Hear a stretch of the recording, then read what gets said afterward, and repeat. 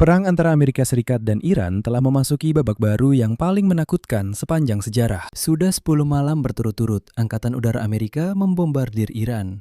Dan para analis sudah menyebut apa yang terjadi ini sebagai kembalinya perang udara skala penuh.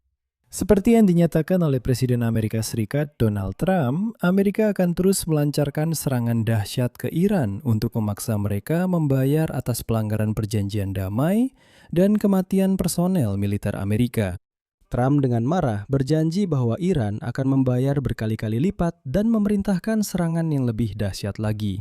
Di ujung lain wilayah tersebut, sekutu Iran, Houthi Yaman, akhirnya mengumumkan blokade laut di Selat Bab el-Mandeb. Namun, untuk saat ini hanya blokade terhadap Arab Saudi. Pada dasarnya, mereka telah menutup satu selat kunci lagi. Tapi, ini sudah merupakan bencana. Harga bensin di Amerika Serikat sudah melonjak hingga $4 per galon dan harga minyak hampir menembus angka $90 per barel. Sementara itu, Presiden Iran Masoud Pezeshkian secara resmi mengakui di depan umum bahwa negaranya sedang berperang secara besar-besaran dengan Amerika Serikat. Dan karena itu, dalam episode ini kita akan membahas semuanya secara berurutan. Apa yang membuat Donald Trump kembali melakukan serangan besar-besaran? Bagaimana tepatnya tentara Amerika tewas? Apa arti blokade yang diumumkan oleh kelompok Houthi? Lalu, kemana semua ini akan berakhir? Karena menurut para negosiator, diplomasi sudah hampir mati dan tidak ada sedikit pun peluang untuk mencapai kesepakatan. Misalnya, pemerintah Iran secara terbuka menyatakan bahwa mereka tidak akan mundur dalam masalah Selat Hormuz. Sehingga yang dibutuhkan di sini adalah kemenangan dari salah satu pihak. Tidak ada jalan lain lagi. Nama saya Alexei Peci, mari kita bahas topik ini bersama-sama. Tapi sebelum kita mulai, saya mohon Anda untuk berlangganan saluran ini, sukai video ini, dan tulis komentar apapun di bawah video ini. Jadi, saya akan mulai dengan berita tragis bagi Amerika Serikat. Di Yordania, selama serangan Iran, tentara Amerika tewas. Donald Trump akan menghadiri upacara penyambutan jenazah tentara Amerika yang gugur dalam pertempuran di Timur Tengah. Upacara tersebut akan berlangsung hari ini di Pangkalan Angkatan Udara Dover milik Amerika Serikat. Trump sudah menyatakan bahwa Amerika Serikat akan terus melancarkan serangan dahsyat terhadap Iran untuk memaksa mereka membayar atas pelanggaran yang dilakukan, atas pelanggaran perjanjian damai, dan atas kematian personel militer Amerika. Namun sebelum masuk ke bagian utama episode ini, saya akan mengingatkan konteksnya secara singkat. Beberapa minggu yang lalu, Amerika Serikat dan Iran menandatangani nota kesepahaman tentang gencatan senjata, yang untuk sementara waktu berhasil menghentikan perang. Namun kemudian Iran mulai menyerang kapal-kapal di Selat Hormuz. Trump mengumumkan bahwa gencatan senjata telah berakhir dan serangan pun dimulai kembali. Titik balik utama terjadi pada akhir pekan ini. Rudal-rudal Iran menghantam pangkalan militer Amerika di Yordania yang mengakibatkan 3 personel militer Amerika Serikat tewas. Ini adalah korban tempur pertama Amerika akibat serangan Iran dalam beberapa bulan terakhir. Inilah garis merah yang secara pribadi pernah ditetapkan oleh Trump.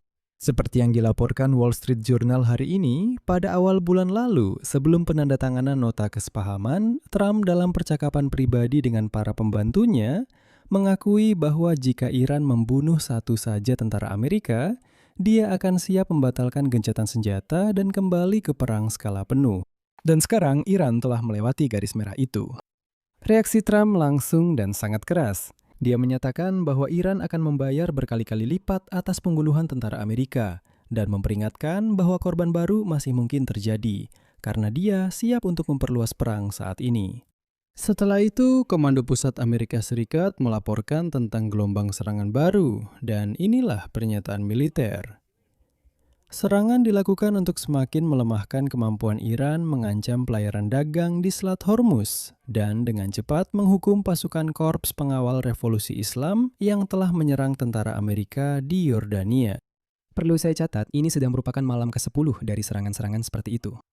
Korban di pihak Amerika terus bertambah semakin meningkat. Dan inilah perwakilan Pentagon, Sean Parnell, secara resmi mengumumkan bahwa sejak 7 Juli, hampir 100 personel militer Amerika telah mengalami luka-luka dengan tingkat keparahan yang berbeda-beda, meskipun 96 dari mereka kembali bertugas pada hari yang sama. CNN menggambarkan situasi ini sebagai kembalinya perang udara skala penuh setelah 10 malam berturut-turut serangan udara Amerika. dan mengajukan pertanyaan utama yang hingga kini belum bisa dijawab oleh Gedung Putih. Sebenarnya untuk apa semua ini? Atau lebih tepatnya, untuk apa semuanya ini? Trump percaya bahwa taktik ini akan berhasil sekarang, meskipun tidak berhasil pada musim semi lalu. Media tersebut mencatat bahwa pemerintahan belum juga menjelaskan apa tujuan akhir dari perang ini. Apakah hanya untuk menghancurkan alat-alat Iran yang digunakan Teheran untuk menyerang kapal-kapal di Selat Hormuz? Atau ini adalah persiapan untuk tindakan yang lebih besar, bahkan sampai operasi darat, yang omong-omong sudah kita bahas di salah satu episode sebelumnya. Alasan mengapa Trump kembali melakukan pengeboman sangatlah sederhana. Dia tidak bisa menerima kenyataan bahwa Iran akhirnya meraih kemenangan besar dan berhasil menguasai Selat Hormuz dengan kendali yang mencekik. Kerugian politik dan ekonomi pribadi akibat hal ini bagi Donald Trump benar-benar tak tertahankan, dan hal ini sangat melukai egonya.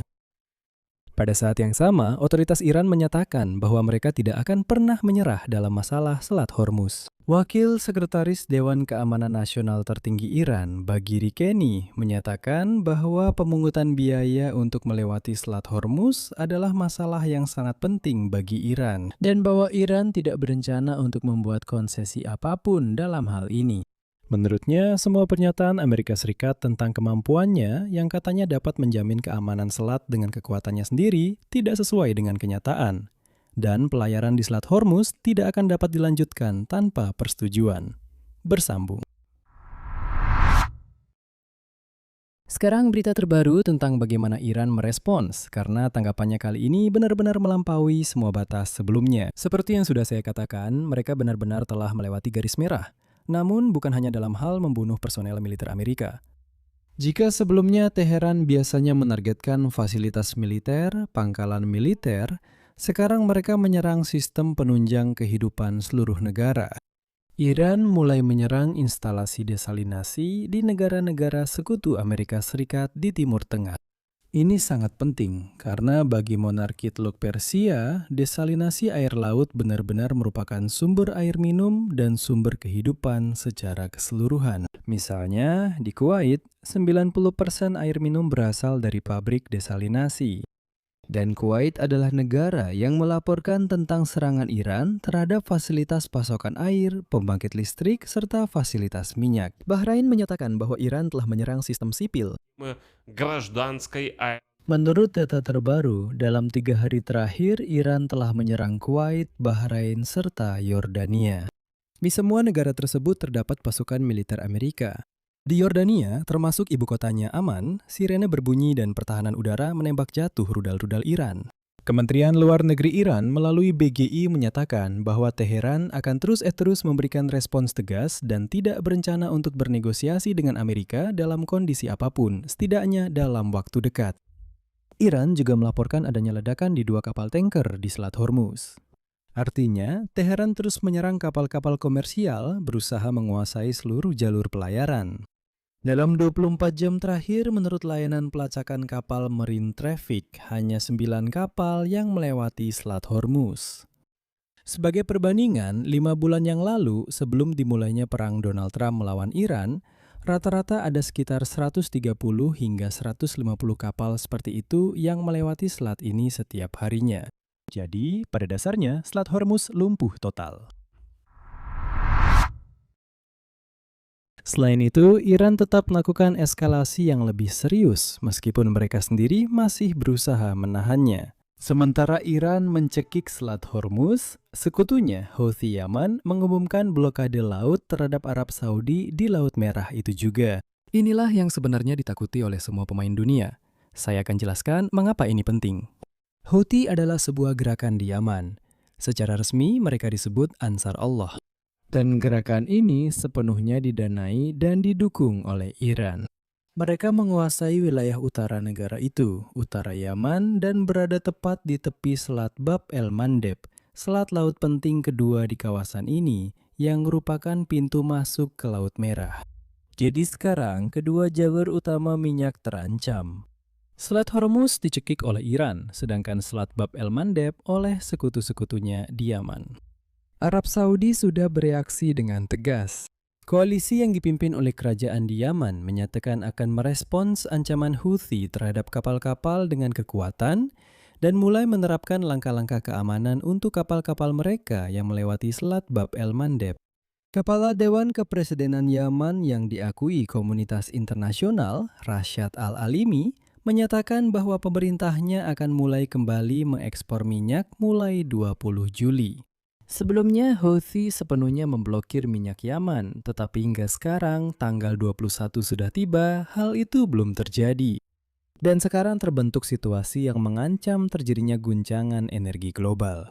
Dua selat, Selat Hormuz dan Bab el-Mandeb, yang dilalui porsi besar pasokan minyak dunia, jika digabungkan mencapai 32%. Jadi semua jalur ini sekarang berada di bawah kendali Iran dan sekutunya secara bersamaan. Oleh karena itu, sekarang semua perhatian tertuju pada Arab Saudi.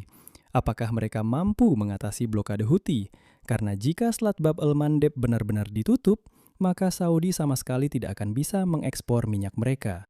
Dan ini berarti setidaknya sekitar 4 hingga 4,5 juta barel per hari. Namun berita ini saja hanya sekadar berita sudah mengguncang pasar, termasuk juga berdampak pada warga Amerika. Harga rata-rata bensin di Amerika Serikat telah mencapai $4 per galon. Ini adalah akibat langsung dari fakta bahwa aksi militer mengganggu pasokan minyak melalui Selat Hormuz. Harga minyak di pasar dunia secara bertahap mendekati angka $90 per barel. Dan disinilah hal terpenting mengapa situasi saat ini sangat berbahaya. Masalahnya adalah negara-negara konsumen minyak sudah menghabiskan semua cadangan strategis mereka hingga ke level terendah dalam beberapa dekade terakhir. Dan mereka hampir tidak memiliki daya tahan lagi untuk bisa bertahan jika Selat Hormuz ditutup sekali lagi. Amerika Serikat telah mencoba membuat jalur alternatif yang menghindari koridor Iran, yaitu di sepanjang pantai Oman. Namun pertempuran yang kembali terjadi juga secara efektif menutup jalur ini. Dan sekarang, Houthi juga menutup akses keluar dari Laut Merah. Secara keseluruhan, pada fase perang saat ini, situasi harga minyak bisa menjadi sangat kritis. Karena itulah, sangat kritis. Pada fase sebelumnya, ya harga memang naik, tapi masih ada cadangan. Tapi cadangan itu sudah habis. Bagi Donald Trump, kenaikan harga bensin juga menjadi masalah politik dalam negeri. Karena bensin mahal di SPBU Amerika menjelang pemilu. Paruh waktu, Kongres langsung memukul elektabilitas Partai Republik. Artinya, Iran dengan menutup selat itu berperang bukan hanya dengan roket, tapi juga dengan harga di pom bensin Amerika. Dan ini menjadi masalah yang lebih besar lagi bagi Trump. Apakah ada peluang untuk gencatan senjata baru? Sebenarnya sejauh ini situasinya sangat suram. Skema yang jelas. Serangan, serangan balasan terhadap serangan balasan, dan seterusnya selama 10 hari terakhir ini benar-benar sudah mengakar. Dulu ada harapan pada para mediator, seperti delegasi dari Pakistan dan Qatar, yang sering pergi ke Teheran berusaha untuk menyelamatkan gencatan senjata ini, melanjutkan negosiasi, dan sebagainya. Tapi sekarang, aktivitas dari pihak Qatar dan Pakistan itu telah berubah menjadi pesimisme di antara semua diplomat regional. Bahkan Qatar sendiri yang menjadi mediator 2 kali terkena serangan selama eskalasi terakhir. Dan sekarang jalur diplomatik seperti yang dikatakan di Qatar saat ini tidak berfungsi. Menariknya, Iran menyatakan bahwa komunikasi dengan Washington melalui beberapa saluran diplomatik masih tetap terjaga. Jadi secara formal pintu belum tertutup, tetapi tidak ada negosiasi nyata dan kedua belah pihak justru fokus pada serangan, menunggu siapa yang lebih dulu menyerah dan siapa yang lebih dulu mundur. Namun masalahnya, meskipun ada pemboman besar-besaran oleh Amerika, perang sampai saat ini belum berhasil menggulingkan rezim Iran dan belum membuka Selat Hormuz sepenuhnya. Ya, ekonomi Iran sedang dalam kondisi sulit dan kekuatan militer konvensionalnya harus diakui telah mengalami kerugian besar. Namun, Republik Islam Iran masih memiliki cukup kekuatan militer untuk membuat pelayaran niaga menjauhi Selat Hormuz. Dan mereka tidak berniat untuk menghentikan serangan, setidaknya pada tahap ini. Kesimpulannya, Amerika Serikat untuk malam ke-10 berturut-turut melakukan serangan bom besar-besaran terhadap Iran. Ini adalah respons atas kematian 3 tentara Amerika di Yordania yang merupakan garis merah Donald Trump. Iran tidak mundur, menyerang stasiun desalinasi, pembangkit listrik, bahkan navigasi udara milik Sekutu Amerika Serikat, dan terus menyerang kapal tanker di Selat Hormuz. Presiden Iran, Pezeshkian, secara resmi menyebut ini sebagai perang skala penuh. Dan kini, kelompok Houthi dari Yaman juga mengumumkan blokade terhadap Arab Saudi sehingga mengancam selat kedua di wilayah ini. Sedangkan diplomasi, menurut penilaian para mediator regional, praktis sudah mati. Dan inilah pertanyaan utama yang saat ini diajukan oleh banyak analis. Apa sebenarnya yang ingin dicapai oleh Donald Trump?